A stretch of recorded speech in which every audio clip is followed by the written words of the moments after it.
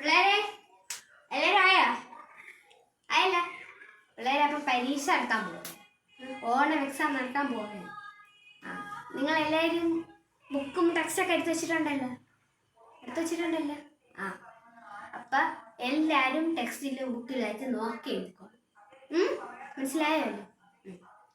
ഇതെന്തിവിടെ എല്ലാവരും ഇങ്ങനെ ഇരിക്കണെന്തിന് ഞെരുങ്ങി കൂടി? അയ്യോ, ഇതെല്ലാം പഠിക്കണില്ലേ? അയ്യോ, നമസ്കാരം. എല്ലാവരും ഓരോരോ ബെഞ്ചിലേക്ക് പോയി. പിന്നെ പഠിപ്പികളാക്കാൻ പറയുന്നു. നിങ്ങൾ ബാക്കിയുള്ള പിള്ളേർക്കൊക്കെ കാണിച്ചു കൊടുക്കണം. അവരെങ്ങാനും എൻ്റെ അടുത്ത് കാണിച്ചു തന്നില്ലെന്ന് പറയണം.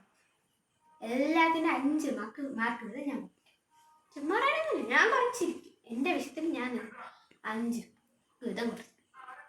പിന്നെ ബാക്കിയുള്ള പിള്ളേർക്ക് നിങ്ങൾ ഇവിടെ പരീക്ഷ എഴുതുമല്ലോ, അപ്പം ഒരു മിസ്റ്റേക്ക്, അതായത് സ്പെല്ലിംഗ് മിസ്റ്റേക്കും വരും. നോട്ടി നോക്കിയാണ് എഴുതണത്, ടെക്സ്റ്റ് നോക്കിയാണ് എഴുതണത്, തൊട്ടടുത്ത് പഠിപ്പിക്കുക വരെ പിടിച്ചെത്തിയിരുന്നു. കറക്റ്റായിട്ട് എഴുതണം. മാർക്ക് വെറുതെ എനിക്ക് കുറച്ച് ഇങ്ങനെ കുത്തി വരച്ച് പിന്നെ ഫുള്ളായിട്ട് വരയ്ക്കാൻ വയ്യാതുണ്ട്. മനസ്സിലായ? പിന്നെ ഇനി നിങ്ങളുടെ ശബ്ദമൊന്നും ഉണ്ടാക്കി എനിക്ക് വയ്യ. ഇന്നലെ ഉറങ്ങിയില്ല. നിങ്ങൾ പിള്ളേരെ കുറെ അസൈൻമെന്റും കുറെ പ്രോജക്റ്റും ടിക്ക് ചെയ്ത് അപ്പൊ എല്ലാവരും ശബ്ദം എടുക്കാതെ എഴുതിക്കോ.